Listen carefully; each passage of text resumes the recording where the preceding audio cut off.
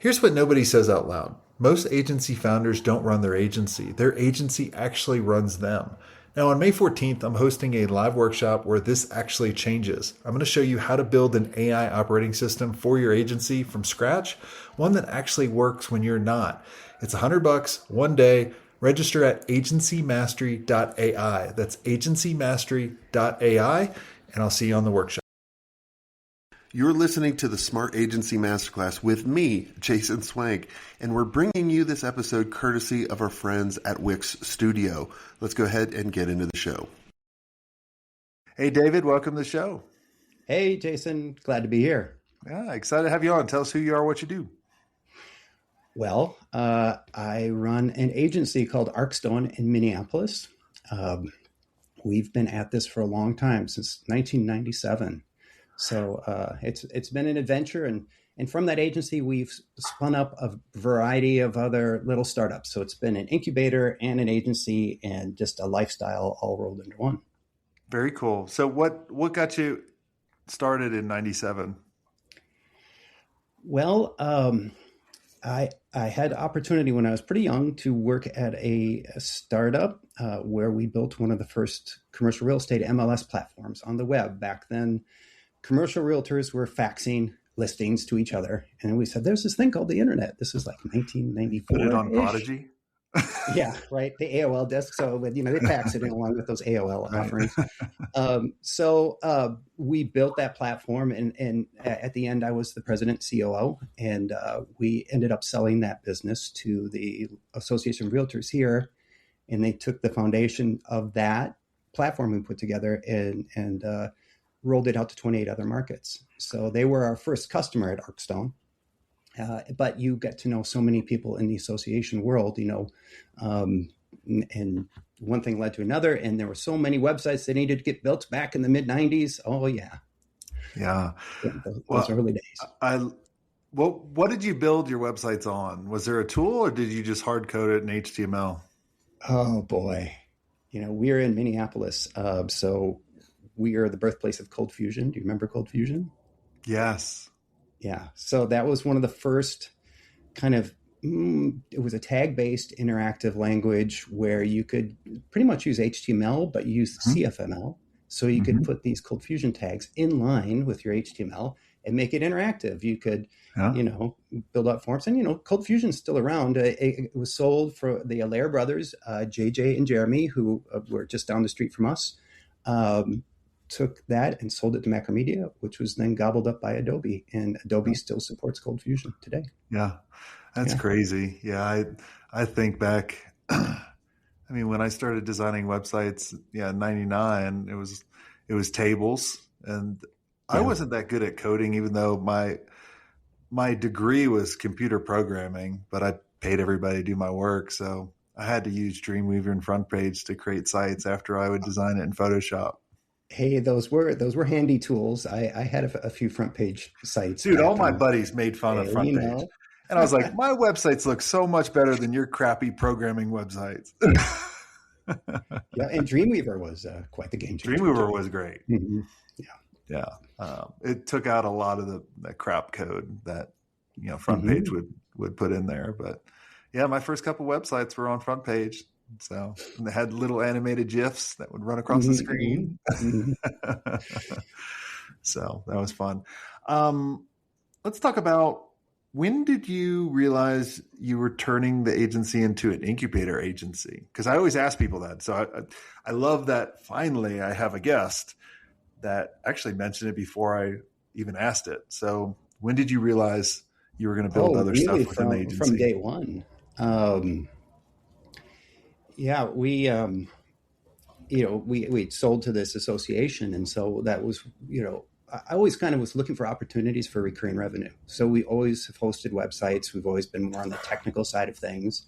So early days, I had 2 T1 lines coming to the house, an air conditioner in the window well of my basement, a generator in the backyard. So we were serious about our hosting. What did your neighbors think? Yeah, I was a little weird, but I had the best internet, for back in the day. I think we had 1.5 megabit. It was screaming blazingly fast there with a single T1. Combine it, it's mind blowing. But knowing all these associations, I actually got a group together. So I got I think it was 6 or 7 groups together, and said, "Hey, you guys want a website, but you want it interactive for your members. You want to allow your members to log in. You want to be able to broadcast email them. You want to maintain their data, have them pay their dues online, register for events. And why don't you all kick in $8,000 and we'll build a system?" And so they all said yes. And that's how we started our SaaS company, AMO, which is still around at associationsonline.com. So that's a sister company. It's connected to Arcstone, and, still, supporting that software. And What year was this? This was around 2000. Wow. Yeah. So around 2000, I never heard of SaaS. And so we built a content management system. It was drag and drop. We built an email marketing system, e-commerce store, all these amazing technologies, but we installed it on every instance rather. Well, we did too. So Okay. I would say the first iteration was just like how you described it. It wasn't multi-tenant, right? It was just, you got your own version of AMO that was siloed. I was like, man, you were leaps and bounds ahead of me, because I didn't hear like SaaS for like 10 more years. No, we were on the same page. Okay, that'd be there's a little forward thinking, probably for back then, for me at least too. So how did you? Okay, here's my question, because I kept getting distracted by those annoying clients that I had at the agency, so I could never build my own technology. It kept distracting us from it. So how did you build the technology? Well, we were lucky in that, because we kind of kickstarted it in a way, right? Mm-hmm. We were building it for the clients as we were going. So it made it easier because they were using it. And, as soon as we brought components online, we got immediate feedback. It was actually a great way to build out software, because you get that immediate feedback. So as long as you can get, enough people together to raise their hand and say, "Hey, build this, I'll kick in $10,000 for this particular idea," and they get, "Hey, this is a $50,000 piece of software you are going to get to use." And then, we used the same thing not too long ago, actually back in late 2019, early 2020. Remember those days? I mean, all burnt into our brains with COVID and whatnot, right? Yeah. But we wanted to add an event app to our association management software, AMO, and so I reached out to our customers and said, "Hey, would you like an event app? Why don't we get together 20 and you can each be part of the Founders Club, and you put in, $5,000 each, and you get lifetime use of this app." So, otherwise there are going to be monthly fees and, et cetera, et cetera. And, you give us feedback, and that was the deal. And we got, I think 15 to raise their hand and say, "Okay, I'm in." And we had enough money to develop a mobile app for our software. So it's both the SaaS, and then the mobile app connects to it. And as an event attendee, you can visit the event and scroll through, and, just like a regular event app, like what kind of.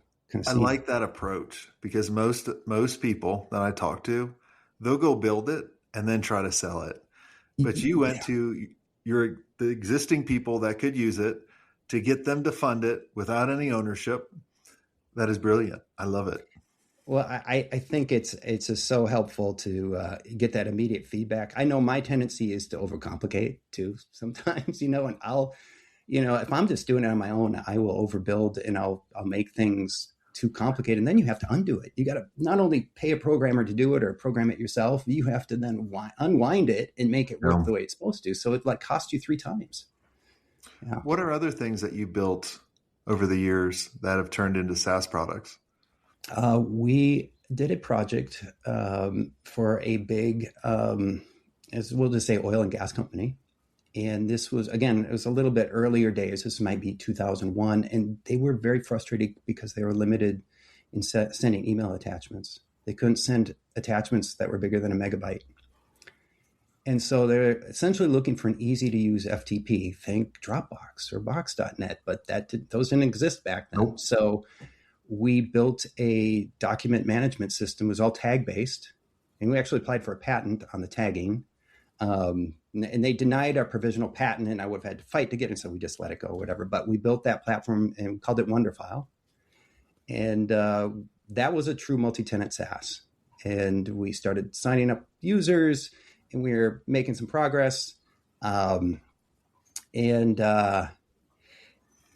we had an opportunity to sell it, and we ended up selling it to Blue Tie in New York when they wanted a document management system. So it turned out, I think, well for us. It was getting to a point where it's kind of like, and this is one of the dangers, I think, if you spin up new things, it's like too many plants in one pot.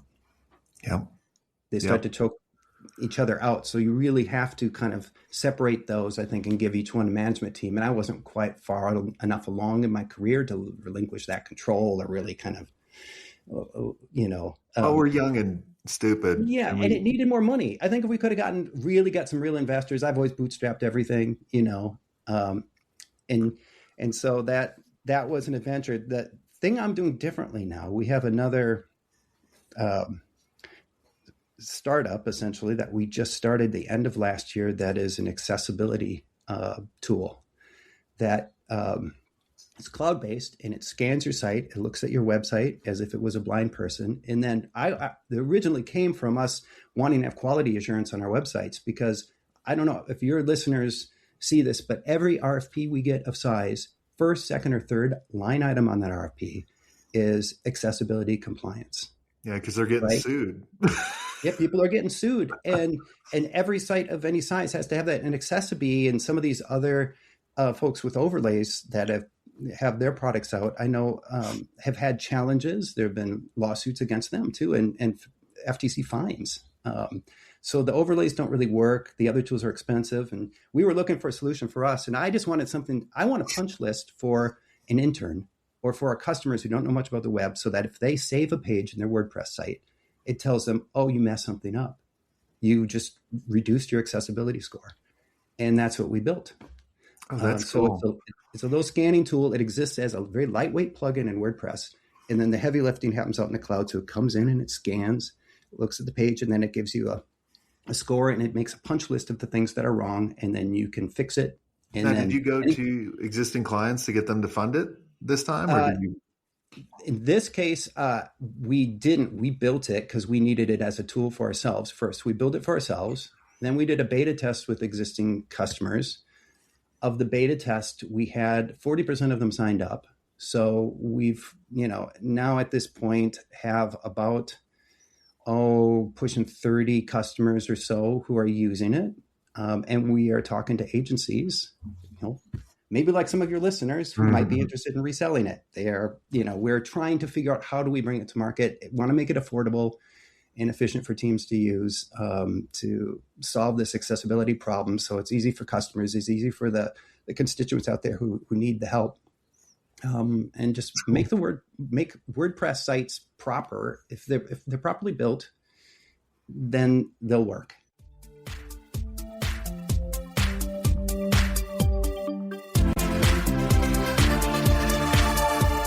Look, your agency adapts for every client, right? Your builder should do the same. That's why Wix Studio is built for the way you actually create. AI-powered site mapping lets you get straight down to the design. Whether you shape things in Figma or start in Studio, your vision's coming to life quicker with no-code animations and built-in responsiveness. And for client growth that actually scale, you've got extendable business solutions and a dynamic CMS. Scale your agency at wixstudio.com.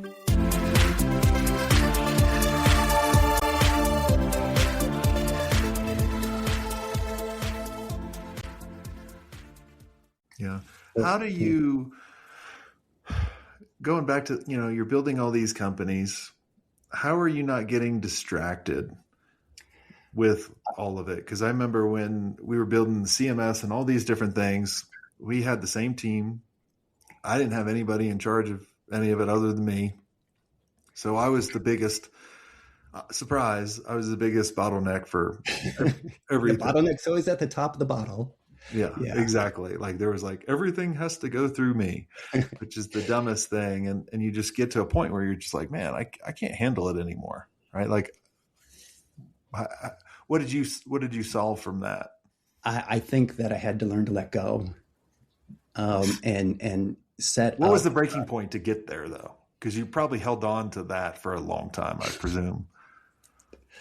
Oh, the breaking point. The breaking point was me. Total break. No, well, a little bit of that. I think it just kind of came with maturity of just realizing, oh, I can't do all this. I'm going to drive myself crazy. So that was one. There's multi-factors, right? So that's one factor.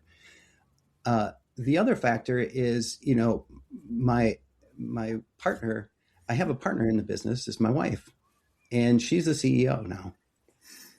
So she's running Arcstone. We have a great team, a great management team at AMO, our association software, and we've got a management team set up at INSEE too. So I am serving more as kind of an advisor. I sit in the CFO seat at Arcstone now. Yeah. And so that frees me up a little bit to be able to kind of play monster back, right? If you played football, that's I think the most fun position, right? You get to go all over the field, So if you've got that founder's ADHD or entrepreneurial spirit, it's a little dangerous, but that's a good way to set it up. Yeah. I mean, the biggest thing I tell people, and, it's all about letting go, and you have to evolve your role. And the cool thing is everyone thinks, or the challenge is everyone thinks when you found an agency or found a business, you're the owner. You are not the owner. The business actually owns you. You're its bitch. Right. If you think about it. Totally. And in order to get to the owner status, you have to be fully out of the business, right? And have to have like decision layers. But you can't go from founder to owner. There's a number of different stages in between that you have to build. And what I found is, you can go from the founder, which is really the operator of doing everything. And then you go to manager, but you're still doing everything plus managing people that you're actually doing their job, which makes no sense until you can really kind of start putting things into place where they can make decisions without you. And you start relieving some of that bottleneck until we decide as idiots to jump in and be like, we want to be significant again. Let me be a bottleneck. That's a pattern that totally happens. It's an easy trap I fall into, have fallen into before. You step in and you just mess everything up because you start tweaking things or, the systems are in place. You should not mess. Yeah. Well, why would you jump back in? Would you see the fender bender coming or the train wreck, or would you be like, I need to feel needed again? What was it? No, there's a little honey there that is teasing me back. Is usually a friend, old client, who's become a friend now because you care about them and they want to have something done. And so that's the connection. They're like, oh, I want to have this, do this campaign or build a site. And so I feel like I need to be involved, but I really shouldn't be. That's how it's gotten me the last couple times, right? Yeah. So I'd be like, I'll take care of you. And then psychologically it crushes your team because then they're like, oh, David doesn't think I can actually do my job. He's actually doing my job. And then what I found happen is then they actually started waiting for me to do their job.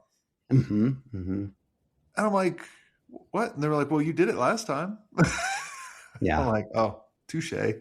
Let's fix this. Let's remove myself. Let me just go over here. And the business needs me for something else. Yeah. I think the business frameworks, and I know you've had some EOS conversations too on your podcast. Those have been helpful to reframe things. And going back to your question about letting go, I think getting some education in terms of that and looking at scaling up EOS, some of these, and there are a variety of frameworks out there that can really help to at least provide, instead of you're just making something up from, oh, there you go. There you go. I laid it out for you, Jason. I mean, that was a perfect tee up for the people listening. There's a new book coming out called Operator to Owner that I wrote that's coming out, and it goes through all of this. That's awesome. So I get it, my free autographed copy. That's right. There you go. All right. Yes. All right. But the big thing I think, and what the book talks about is, it's not the who do you need to hire, it's the who do you need to become. because the business needs you for something new, right? Like, and it really goes through 5 stages, like operator to manager, which I described, then architect, where you're designing systems for people to make approval or make decisions. And then you have the CEO, which is, steering the direction, communicating it to the team, understanding financials, building those key relationships. And then you have the owner, which that's where you're at, right? Like, you can walk away, right? Your team can make decisions without you. And that's the only way you can have multiple companies, I feel. Multiple successful companies. You will run yourself ragged. Yeah. You need that support. You've got to set up the framework to provide that support, right? I mean, it's just a natural. Exactly. Yeah. It's just, when I sold the first agency, I sold it at the CEO level. I wasn't an owner. The business still needed me to direct it. And I thought and at that time I was at my max. I was like, I'm holding the business back. Right. And then looking back, after people started reaching out to me, after I sold, I was like, oh yeah, like I could see it a whole different light, since I wasn't in the forest, right? Like, I felt like I was above the forest. So I was like, oh, I can see this very clear. I was like, wow, that was a wrong approach that I took on that particular decision. I would totally do it over again. And did you experience that too? Where you felt like you were holding the business back at certain times, but then you could evolve? I think it's any kind of growth is kind of spiral-like. It's kind of circular. I think you have the patterns get set up, and then you learn the lesson again and again. And so I have been getting better, right? And that's why having a framework to kind of help guide that spiral growth is really, really helpful. Because then you can recognize, oh, this is something I've seen before. There's a pattern recognition, a matching that kind of happens, Yeah, exactly. It's kind of like when I would race cars and I'd go to a new track, the only way that I would get better at these new tracks is I would try to go, oh, that corner is like this old corner at Road Atlanta or at this track. And it's the same thing in business. It's like, oh, it's a different challenge, but it's very similar to this challenge that we conquered, and it makes it a little bit easier. But it only takes going through, the getting bloody a little bit.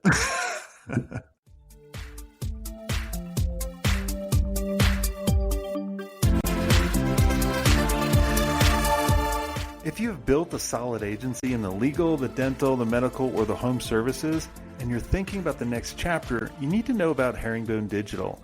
They're not your typical financial buyer. They're the team that understands the challenges of running and scaling an agency because they've actually done it. And they know how lonely it can be by yourself. Now, I've personally spent a lot of time with them, and they're the real deal. Heck, in the first year, they've acquired 6 agencies, including Hennessy Digital. That should tell you the caliber of partner that they're actually looking for. Now, their model is very simple. They invest in great founders. They protect what's working, and they help you scale faster.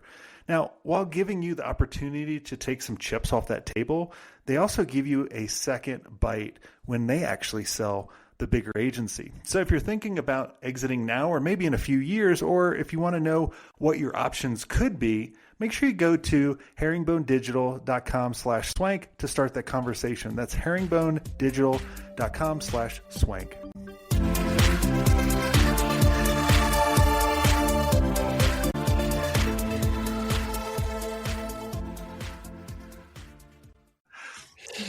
Yeah, we've definitely had our noses bloodied a few times along the way. Yeah. There's no skipping that. I mean, you could skip some of it, right, if you surround yourself with the right people. But I always tell people when they join the mastermind, I'm like, look, we'll solve some challenges, but those challenges will create new challenges.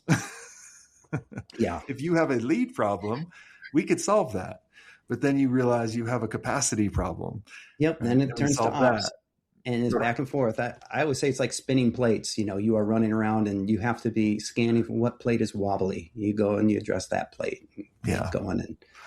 Yeah. And you just Keep were it like, spinning. I'll pick this one. I think that's the biggest impact one. And sometimes you pick wrong, and that's okay. But that's the beauty about what we do.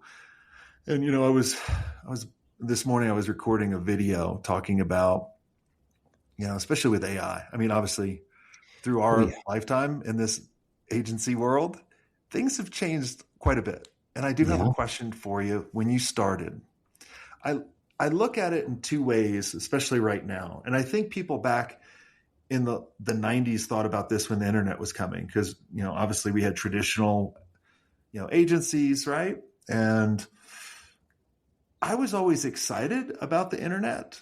I never worried about it, but I know some traditional agencies did.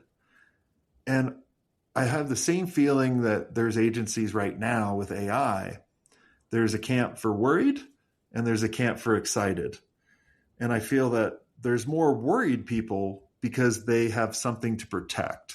Do you feel that Hmm. way too?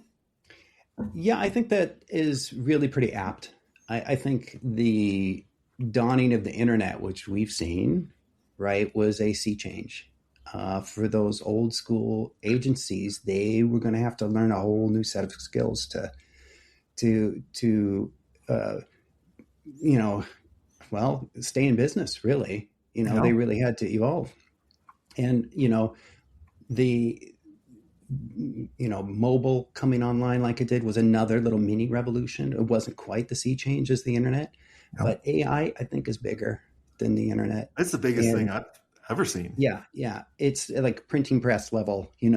Is this a new species or not? Kind of, like, Yeah. I'm sure everyone's freaking out, like we are, right? Talking about this, it's Yeah. like it's amazing and well and scary, and you have all these mixed feelings. But from an agency perspective, it's it's something that yeah, I'm sure people, if you're afraid, you should face that fear, and you need to really look squarely at it, because it's a whole new toolkit that has been brought to you that if you it's the equivalent of you're riding your horse and buggy. Here's a Jeep Ferrari. Wrangler, or more like a helicopter, right? Or a Yeah. spaceship. I don't know, but Yeah. it'll get you from point A to point B a lot faster. But it's also, something that is rapidly changing. So it is, you have to know that, you're talking about getting your nose bloodied. This is a time to get your nose bloodied and just know, hey, it's going to happen. And just to dive in and let your nose get bloodied a few times, because it's worth the fight. I think it's going to be really interesting. If you're not in there surfing the wave, you're going to be, you will be pummeled by Yeah. it. And I don't think I just got back from our conference, Elevate, where we had, 60 amazing agency owners talking about all this. Mm-hmm. And, I told them, I go, look, some days I'm scared of it. And some days I'm not. Some Yeah. days I'm real excited. And I tell people it's okay to have both emotions, because it Mm-hmm. makes you curious. And it's not something where you can hire someone to come in and make your agency AI leveraged or whatever. Like, that's almost like when the internet came out. It's like, hey, David, you understand the internet really good. Can you go navigate this for me?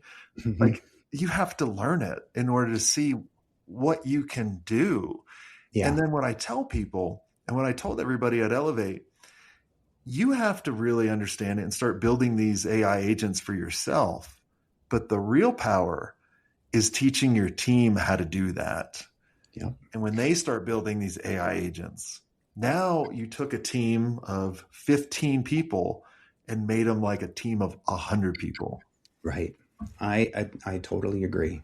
And I absolutely concur with, your emotional swings. I feel the exact same way. Um, you know, Pretty early on, this was maybe a week after you could store context in Claude. I took a course with 60 other business owners. This is from 60 business owners from around the world doing a deep dive. It was expensive, cost 10 grand to go to the course and get in on this with this kind of group. And, um, applying a kind of a business framework to that context and building an output with a cohort of people. And that was an eye opener, of course, right? a game changer for us. And what it did is it really inspired me to set up a couple seats at Arcstone for AI architect and AI operator, right? So you've got the mindset of someone who really can build those agents, right? That architecture or build those workflows. And then operators, which are kind of like you say, take your 15 people, really understand that. You're right. It's a multiplier. Yeah. But that human in the loop is so important still. And I think that it's so nice to us. I mean, just this morning, sorry, I'm about to sneeze, but this morning I had to do something and I was like, that's not right. And, oh yeah, that's right. You're totally right. I was just kidding. Yeah. You're absolutely right. How many times have you seen that? But you have to put in your reps, like you're saying with the other owners. If you're not, if you haven't dove into it yet, put in your reps and spend time. Pick an LLM of your choice and put in 20 plus hours. There are so many different kinds of materials and resources now. It doesn't take long to get educated into the basics. Yeah. Well, I tell everybody, whatever model you start training, you have to document that, just because the models would change, right? Like it's going to be a constant war between, right now Claude is the best. Well, until the past week, I think it's been dumb as shit, and really pissing me off. But like it could be ChatGPT, like maybe they're playing the rope-a-dope until they go public, or Gemini always, or Google kind of always lays back, lets everybody go through the wall a little bloody, and then they come out and just crush everyone. So you never know what model is going to be amazing. So I almost tell everybody, you got to build your like AI operating system. Like, how could you create these multi-layers in order to make decisions faster for you, for your team, for your company, right? Like, and put all of it together, because it's an amazing gift, but it can also take you down very fast if you don't adapt. Yeah. Well, David, thank you so much for coming on the show and sharing and being transparent with all of us. I think all of us are thinking exactly what you're talking about, especially like, building products and software. You're like, wow, like never before could we all build software and anything we dream up of. But the cool advantage that I think all of us have is this: we're creative, we're innovative, and gosh darn, people like us. Yeah, those skills will transfer, They will. And so I think you're right, Jason. It's been a pleasure. Thank you for having me on. Yeah, awesome. On the podcast. Thanks, guys. And until next time, have a swank day.